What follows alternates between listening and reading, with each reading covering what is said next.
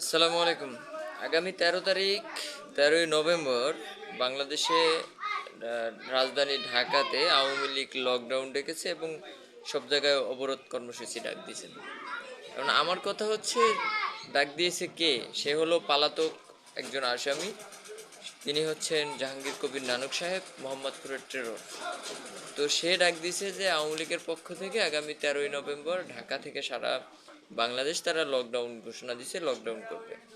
কথা হচ্ছে, আওয়ামী লীগের যে প্রধান পলাতক আসামি এবং স্বৈরাচার শেখ হাসিনা, উনি প্যারালাইসিসড হয়ে মানে কথা বলতে পারতেছে না, এক সাইড মানে লেগে গেছে। তারপরে সে এখন ইন্ডিয়াতে একটা হসপিটালে ভর্তি আছে। এটা হলো আপনার কন্টেন্ট ক্রিয়েটর আন্তর্জাতিক মানের, সে হলো বনিয়ামিন।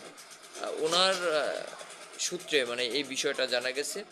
তাহলে একটা জিনিস বোঝেন, দলের প্রধান নাই, দল নাই, সব পালাতক। তাদের অনুসারী মানে মসজিদের ইমাম সহকারে যেখানে পালাই গেছে। এখন সাধারণ যারা শেখ মুজিবুর রহমানের আওয়ামী লীগকে ভালোবাসে, তারা যদি 13 তারিখ ঢাকাতে উঠে, তাহলে তাদের পরিস্থিতি কি হবে?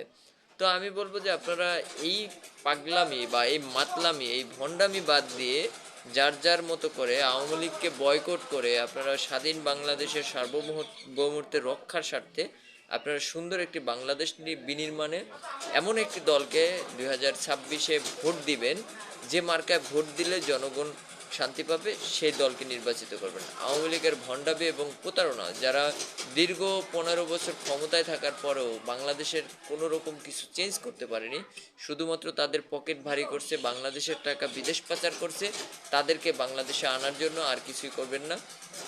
এবং তাদের যে অন্যায় অপরাধ, সেগুলোর বিচারের দাবিতে আপনারা রাজপথে নামেন, শুধুমাত্র স্বাধীন বাংলাদেশের সার্বভৌমত্ব রক্ষার্থে, স্বাধীন বাংলাদেশের জনগণ হিসাবে তাদের বিচারের রক্ষার্থে আপনারা কোনো কর্মসূচি যদি দেন, তাহলে সেখানে আমরা অবশ্যই থাকবো। আল্লাহ হাফিজ, আসসালামু আলাইকুম।